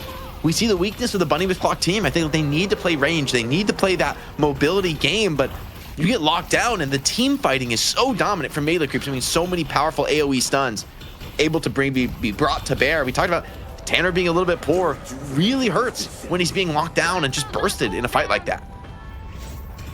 And now for Bunny with Clock, this is not something that is entirely impossible to defend for where they're at, but it's a full 3 rejuve push. And they've already given up mid-walker, so it's going to be defending left, defending right. And the upside is, an overfarmed Mirage is probably one of the best heroes to defend in the entire game. You actually are put on a timer once a Mirage has this little farm and Ricochet. It's not something you can linger on. However, on the same note, if you're able to just dive or like force Arctic out, getting both walkers within this rejuve seems pretty likely. As taking a look at the build here, not going for inhib, instead showing his hand at next up is going to be silencer. Yeah, I think just wants the extra damage in this fight. Saya coming up through the tunnels. Can just pick up whatever farm he can on the sides. Has knockdown, has divine barrier, a lot of powerful assists for the team. Wonder if we'll go something like a curse next, or maybe just more support for the team. You know, we could see something like healing tempo. Oh, this is nasty, right? Like, you have to stick around for this, or else this is just double sinner going against you. Look, this is big value. No one's gonna be here. I mean, this is a lot. Thanks for the bits, by the way. Poopy scary man. I was wondering who was going to say that. I was like, you know what, maybe Jake can take this one. I actually had to take Twitch both. chat, they say, beautiful message, actually, inspired. They say, quote, "Rut-row, what a pooper." Well, right now, it's Cool Cheese dropping the wall. Early engagement here at DMB. The lasso connects one more time as Cool Cheese may about to bite the dust here. Boom goes the dynamite. Or in this case, it's just Infernus's body. Big explosion and another chase down Tanner. Surely caught here. The Torment Pulse is going to finish the job. Fish Cake cleans up the enemy frontliner. And a big free rejuve and another dominant fight. Attempted to steal this urn for Gibbs. Has to just fly out of there just to be able to stay alive. Wait, Arctic grabbing this is so scary. Of all people to grab it, I mean, maybe it's going to work out. That was a crazy barrel. I think he actually hit that. That was It may have. I'm not sure. The decay was still on the entire way through, but also Arctic being the one to go for the grab there. I mean, Arctic of all people is one person you don't want running the urn, given his importance of defense. As not going to be an urn contest this time around, as the lead for Melee Creeps grows larger along with the prize pool. Jake. Yeah, another tip for the community, man. The subs have been huge. So many bit subs, so many donations to the prize pool. It's been an insane moment for Deadlock community. I mean, I think we have a message for that, and it's not Venator. It is putting money into the Celeste agenda, which is followed up by $5 from S'mores, who says vote Apollo. So we're getting some variety now. It's about who spends the most money, ZP, as we all know about elections. It's not about what you think or what you want. It's about who spends the most money. Venator the most well-funded for now, but that can always change. Looks like a fight brewing here on this last Walker, standing for Bunny with Clock. They want to defend this one. They have that aura. Maybe a chain from Tanner could start off the fight just right. Still 2 Rejuve crystals available. DMB loses one of them. Is this going to be a fight? I mean, there's so many players from Melee Groups that just aren't here into this engagement. I think this is just a really nice catch from Bunny with Clock, recognizing Melee Groups being a little bit too greedy, split up across the map. Shiv's going to do what he can to put some pressure on, but I don't know if he's even going to get a base guardian here, just trying to take one of them. Sure, I mean, I think just doing Shiv things, he should be okay. Wait, hold on. It depends. The Paradox is coming in there on the top. The swap isn't up yet, but if you can land a Carbine, slow it a little bit down, and get, there within range for another 8 seconds. It's not going to happen this time, but you had Arctic coming up the opposite side. So just the fact that they're able to grab DMB and get 2 Rejuve charges, Bunny with Clock has gotten way more control of the map. They're not going to lose both Walkers the way that it looked very likely would be the case at the beginning. And they even up some of the soul deficit. And a lot of this comes from the fact that Arctic now is at 37,000 souls. Even with a lead on the aggregate, if you can't kill Arctic, you cannot stay in fights long as Melee Creeps. So it is the Mirage agenda that we're looking at right now, Jake. Yeah. They're also doing a great job on the macro front right now. Rejuve's going to expire. Bunny with Clock have all lanes pushing in. They're going to get a little bit of free space to jungle. I mean, I think when the dust settles, this soul advantage is not going to feel too meaningful.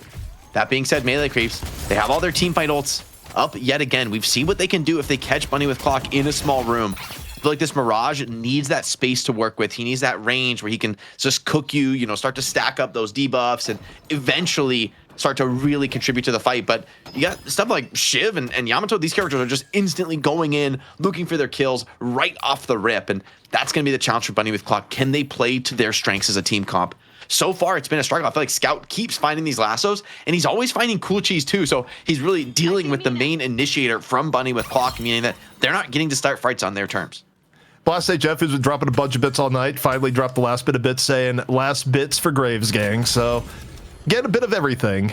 But yeah, as we take a look at this here, Jake, I think we're coming close to what could be the final engagement. Melee Creeps, they want to flex their soul lead if they can. They're definitely looking for it. And to an extent, I think you got to be looking at where Scout is. Most of their good fights have started over the last 10 minutes. It's been Scout able to track some down. And oftentimes it's been Cool Cheese, where Cool Cheese has been the favored target of Scout to look at. This time around, you look at the maps, not in too much danger, but oh my goodness. You look at the right-hand side. If there's any world where somehow Scout could get a pick and fall through on the Arctic, that would be the ultimate pick for Melee Creeps. But for now, not quite set up as... I think Melee Creeps realizes, even though they have an edge, they don't want to make a stupid mistake here, Jake, because it could flip against them so easily. Yeah, I think buffs are going to be that next objective, unless, hold on, maybe an opportunity to cut off Aiden. I think they know he's caught, but they don't realize. I think Aiden actually senses this. He's hiding. He's staying on that. You look at that mini map on the Warden. That's what the players are watching him. They're trying to maybe punish him on a zip knock here. But Aiden, ooh, wait. Does he get zip? Okay, he's wise not to try to zip over that sight line. That's a high level play right there. That is really, really smart. I think a lot of people, if that was waiting for them, they'd be off the zip. But you just know it's a little bit quiet on the map. We see everything from the observer point of view. But in Aiden's case, is DMB going to get caught this time? He's the one now in the ire of Bunny with Clock. They're looking for him. Players trying to get back. And okay, I think DMB also going to be able to play his way out. So, the importance of being these side lane carries, still farming, still pushing those waves out, but without getting caught, can't be overstated. And the fact that DMB lives there is big because it means essentially free earn control for melee creeps. Also, nice little nibble there for Mina. Matt picking up the spirit buff, which is a 32k Mina, about the best he can get in the late game. Maybe he prefers vitality. This is like unholy tankiness from Ido in this game. I mean, if he goes like Spellbreaker next, he literally is going to be like a giga max tankiness. There's no way you go for the dunk, right? He's not crazy enough. Oh, players in the neighborhood. They need Warden to get out there soon. Everyone now the curse onto John. Are they gonna be able to kill him off in the small room? Here comes the black hole. He locks them down, and the follow-up is beautiful. Ido cleaning them up. Scout and Fishcake find kills. 2 down. Bunny with Clock. They need to find kills. They need to get Arctic into this game instantly. John playing the curse of the fight, and execution is good. Arctic is down. It's just Aiden against the world, but there's no chance. It's just absolute fearless. Ido is running him over with the help of Fishcake's Yamato, and it's a full team wipe against Bunny with Clock. This could be a patron drop. I don't even know if you go for him. Maybe just send the gun carry for mid, and the rest of the players are going to push the base, try and get shrines at the very least, if not the patron. In the words of an Immortal Jelly commercial, why not both? As you're coming on in, you're going to get mid boss, you're going to get the shrines, and you are putting Bunny with Clock on notice that their run here today is just about over. And unbelievable just disrespect in a sense of you go for the chase down and there's a dynamo just hidden. I mean, they cursed him. I mean, honestly, I understand it, right? You get the curse on the dynamo, you try to just stay on him, finish him off before he gets that black hole off. But really, it's the positioning from melee creeps, right? They all coalesce inside of that small room at the bottom of the zip line, right? And that allows them to fight incredibly effectively around Shiv, Yamato, and of course, especially Dynamo, right? And I feel like that's something that really separates melee creeps from a lot of other teams, nearly at the same level, is the way that they're playing to what makes their comp good. Like, if you fought out in the wide open spaces, I think this Bunny with Clock draft would be cooking you. But because they're always finding, even in like a relatively exposed locale, like around the rune, they're able to still find that room to play around, believing in themselves and team fighting into that spot and getting so much value out of things like the Rem heal and the Dynamo aura, not to mention the singularity. Bunny with Clock now hoping for the miracle, down over 30,000, closer to 40 than 30. And on the upside, Arctic and Aiden still reasonably farmed. On the downside, it doesn't mean much when everyone has a start farm, but into the double sinners we go. Oh, Scout's out of there. Yeah, he gets away, and here comes Yamato up and over as Bunny with Clock looking for the disengage if possible. The lasso connected in on the other end. Another curse. Looking at it. There could be Arctic going down. Arctic with the tornado up and away. Is the chase down going to be successful? You get Arctic to be huge. You need Arctic defending. He's gone. They're able to chase down Arctic, and that is the most impactful kill you could get for melee creeps as they look to put this one away at 3 rejuves in the tank.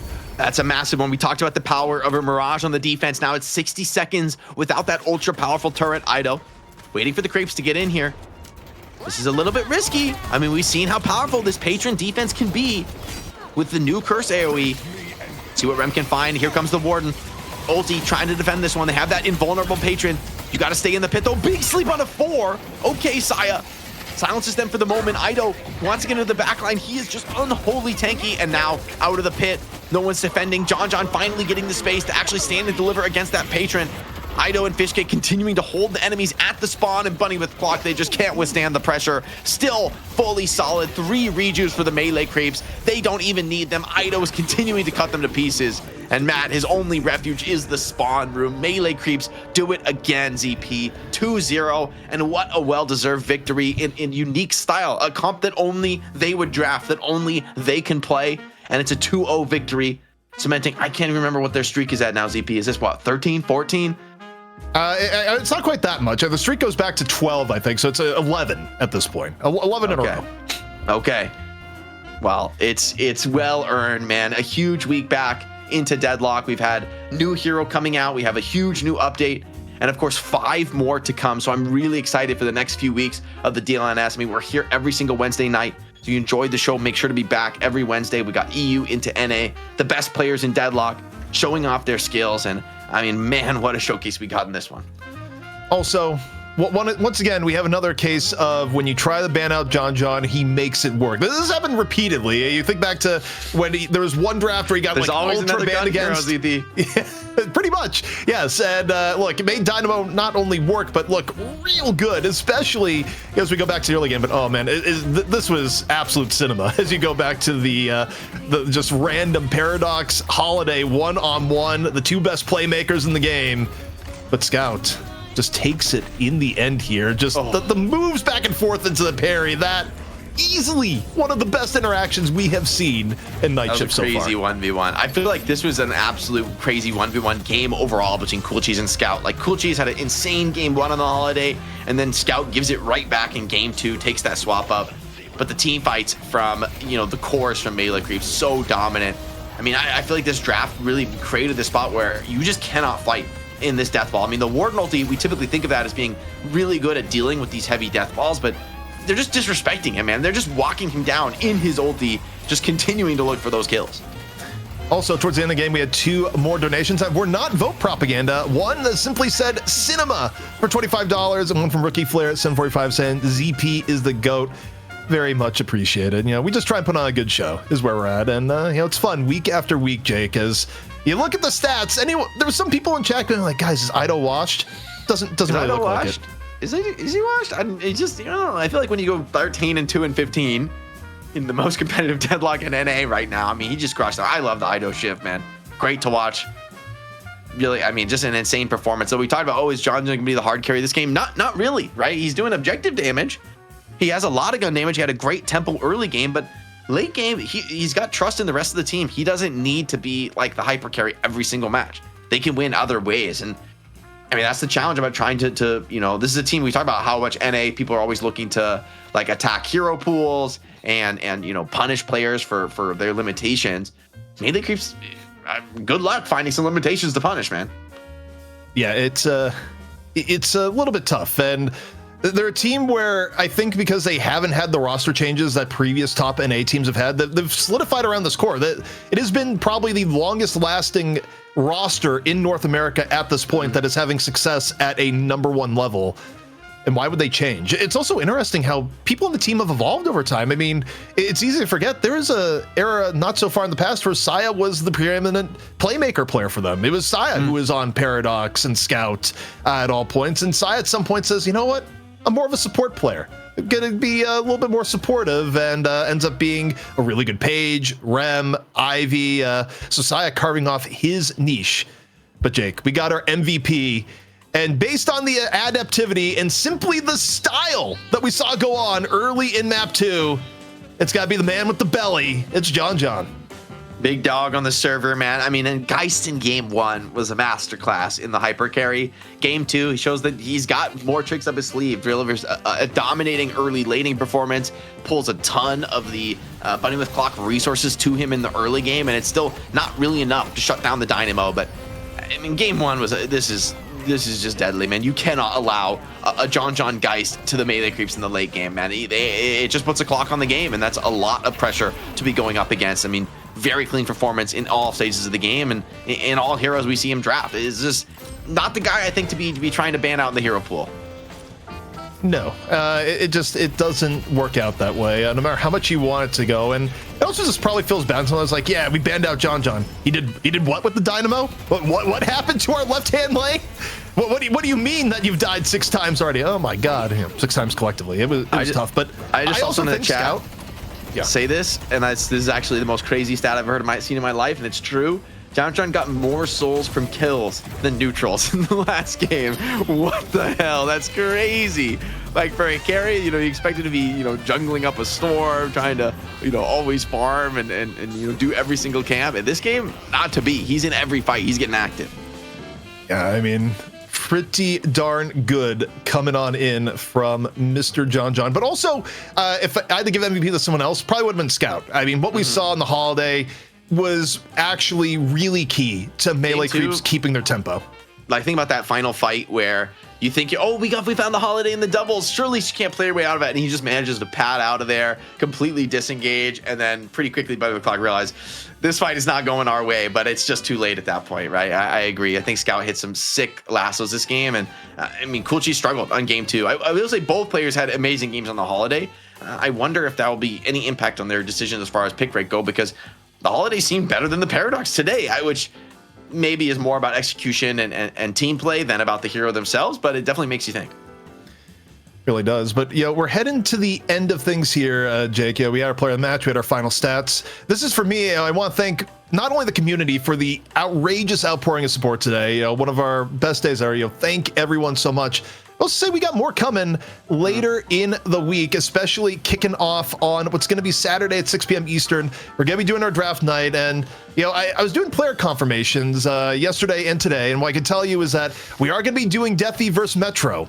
But the players are going to be participating in there. Is there going to be multiple captains that will draft from our player pool? The other players involved. It's going to be Ido, John, Lord NM, Pashi Pop, Vegas, and Goober will be joining us. And you're going to get all the banter of who they're going to draft and in what order, and who's going to lose to you on a team captain versus team captain level. So, not only do you get stuff like Metro v Deathy, we're going to be doing, Vegas versus Lord NM, bring back some of the community favorites, and really just give a chance for the players to talk a little bit crap to each other and have a good time. Yeah, I think one of the things we sometimes forget about doing esports is like how much fun it is to just like hop on and play and have like a competitive setting where it's more about the people and about, doing something exciting and fun together than it is about like necessarily the highest level of play. So while every Wednesday we are going to always have this like top level Deadlock esports to try and always bring that that opportunity for the community to get visibility of it, it's also cool that we can put on events that are more for fun and get some of these like big streamers, big community members into the spotlight in a different way here on an esports show. Yep, and that brings us to the end of our show here, Jake. It almost feels like the last part was so good, it's like, how are we already here? It's actually been a longer show, but man, the games were good tonight. So I just got to say, for everyone here at Deadlock Night Shift, thank you so much, everyone, for tuning in, and we will see you next time.